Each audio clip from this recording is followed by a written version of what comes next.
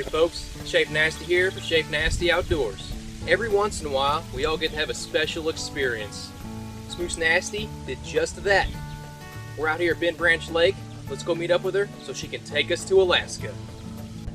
So Smoose Nasty, when I think Alaska, I think snow. Did you ride around on snowmobiles up there, or what were the roads like? Well, Alaska is actually about 65, 70 degrees right now, so there was still snow on the ground, just not any that we had to drive through. It's a good question though, because probably the best example of what it was like to drive around in Alaska was when we drove on the Seward Highway to go to Seward, Alaska to go halibut fishing.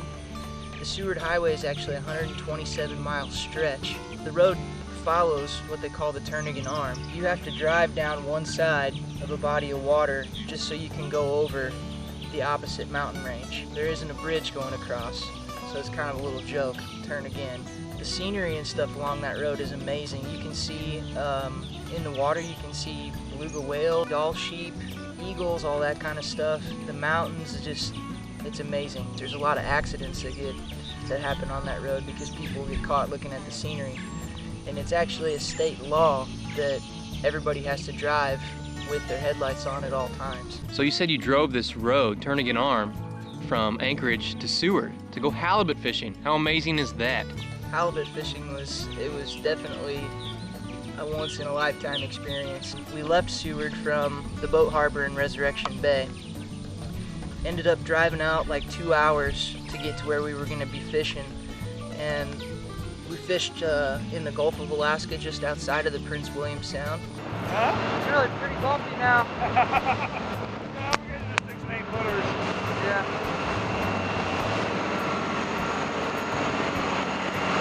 Say hey, Joe.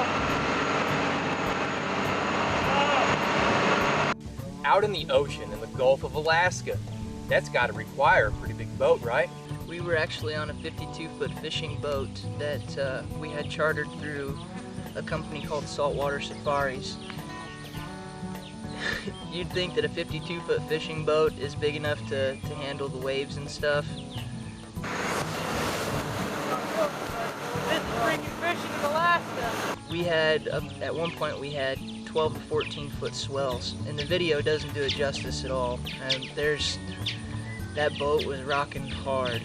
And in that video, that boat actually disappears because the swell comes up so high. Okay, there's tons of fish in the sea. Did you happen to catch anything else when you were halibut fishing? We caught 2 kinds of fish that day. We caught halibut and cod. There were 2 different kinds of techniques that people were using. The first, that was probably the most common among everybody on the boat, was that we're just fishing with a little piece of herring for bait with a hook that was a self-setting hook, fishing 230 feet down on the bottom, and basically you feel a little bite, you let the fish eat, and once they got it, it's a self-setting hook, so then you just reel them up. Ways. What's it gonna be? Oh my God, come on. My arm is burning. You said you wanted to work out. You're getting it fishing. And it's a halibut. Yeah, alright, don't reel anymore? Yeah, don't reel anymore. Nice. Yeah. Really hug. Nice. You want to keep that guy? Okay. What's the happy fisherwoman say? Thank You have your pen? Yeah, I do actually have this one. The second way was jigging. So similar, you got a big jig on the end of the line, you're casting it out, and you're constantly pumping, just working this line along the bottom. Nice work, dude.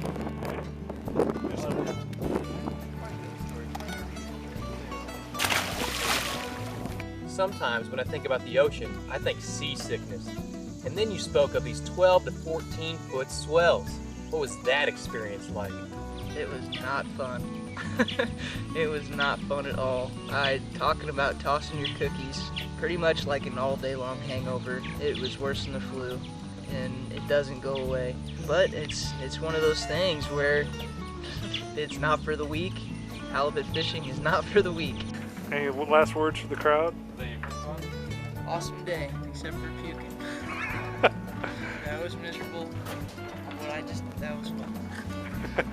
Pulling a barn door up? Yeah, that was fun. My arm is numb. My stomach hurts and my arm is numb. But it was a good day. You basically just have to go ahead and puke, put a smile on your face, and keep fishing. I mean, that's what we're out there to do. Out there to have a good time and enjoy the experience, puking or not. On the way out and then again on the way back, we actually saw some stellar sea lions that were just camped out on the rocks, hanging out, getting some sun.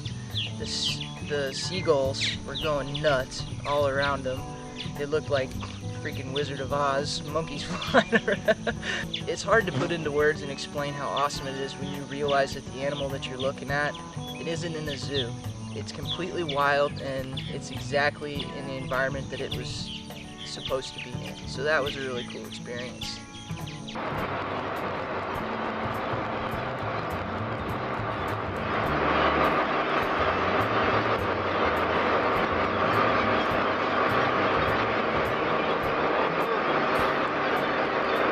The lower 48 states has the Grand Canyon and Yellowstone. What does Alaska have in terms of parks? Alaska has Denali National Park. Just to give you an idea of how big it is, the park and the preserve they total nearly 6 million acres.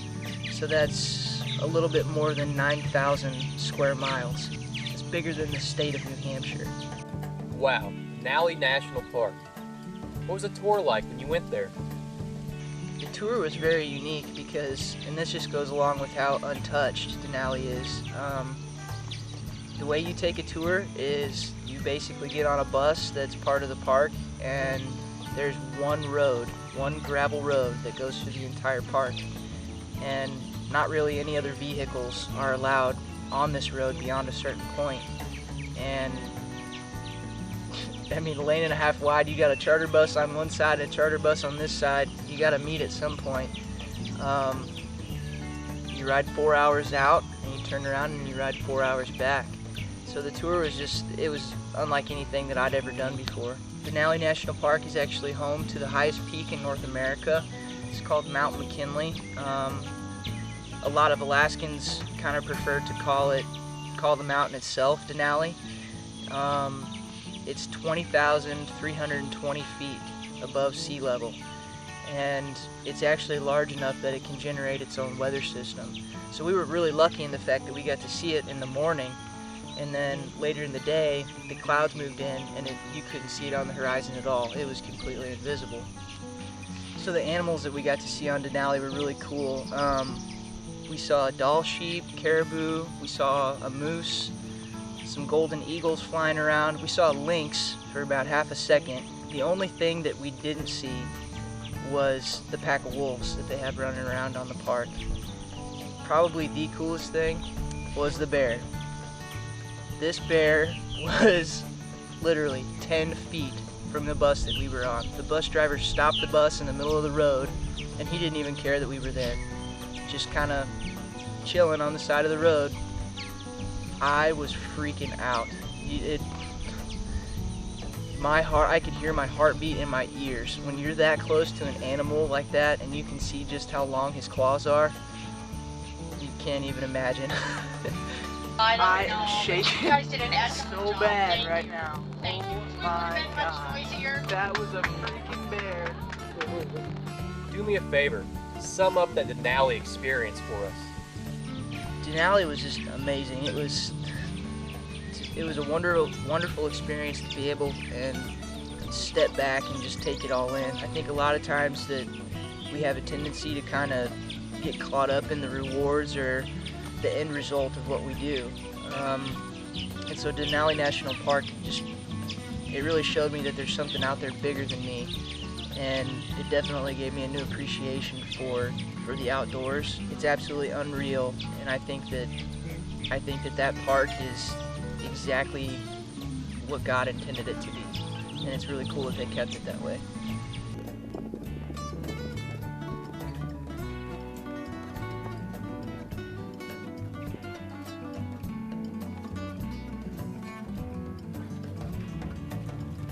Smoose Nasty, you were up there for 14 days. There had to have been some downtime. How'd you feel it? Well, I tried to do stuff that Alaskan people do on a daily basis, and a really cool thing that I found I liked was just getting on the mountain bike and go riding on the trails every day. There's paved trails, there's dirt trails, there's all kinds of stuff. The trail that I liked the best was called the Tony Knowles Coastal Trail, and basically ride just to Anchorage, and this trail actually connects you with downtown Anchorage. So from my grandma's house to downtown, there and back, I ended up doing 22 miles in one day, and I saw 3 moose that day on the way. When I got to mile 0 and the lagoon there below downtown, there were ducks and all kinds of stuff. Even saw a couple eagles flying around above. The water, it stretches all along the trail as you're going along, and it's really cool because I caught it just at the right times. The first time I was down there, it was high tide, so the water was all in at that point. And the second time that I went down, it was low tide, so the water had been flushed out, and it was just one massive mud flat. Absolutely no water in it at all. Along with the biking, another day we went to a mountain that's just on the edge of Anchorage called Flat Top Mountain, and it's 3,550 feet above sea level. And my Uncle Joe and I just said, you know what, let's go for a hike one day. So we went up to this mountain and climbed all the way to the top and all the way back down. Not, what, halfway up maybe? Oh, yeah, pretty So this is Anchorage down here. The way up, most of it was kind of stairs and stuff. When you get to that last couple hundred feet, we're talking just hand over hand, climbing over the rocks. You have to find your own way up to the top of this thing. But the video of Flat Top Mountain, it doesn't do this justice at all for what the mountains and stuff look like. Your depth perception is so screwed up. You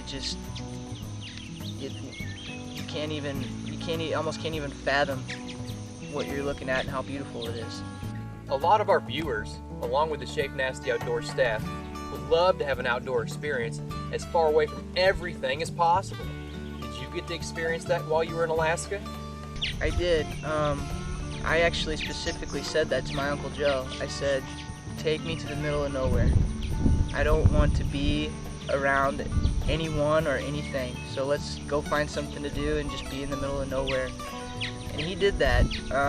We got a couple 4-wheelers and we drove out to Eureka, Alaska. There were no buildings, no people, no cars, no telephone wires, no cell phone service. It was complete isolation. Took some water and packed our lunch and took off on these 4-wheelers through mud and glacial rivers, and there were wild caribou running around. I know I keep saying unreal when I'm talking about Alaska, but until you see it, you don't understand that there really aren't words to explain it. It sounds like you had a Shafenasty Outdoors experience. It was more than physical and materialistic. It was emotional and spiritual as well. It really was. It was, to me, Alaska ended up being the epitome of what Shafenasty Outdoors is about and what we all represent. You know, being able to go out there and use your eyes and your heart and your soul and just open up and experience nature and the outdoors as it was intended.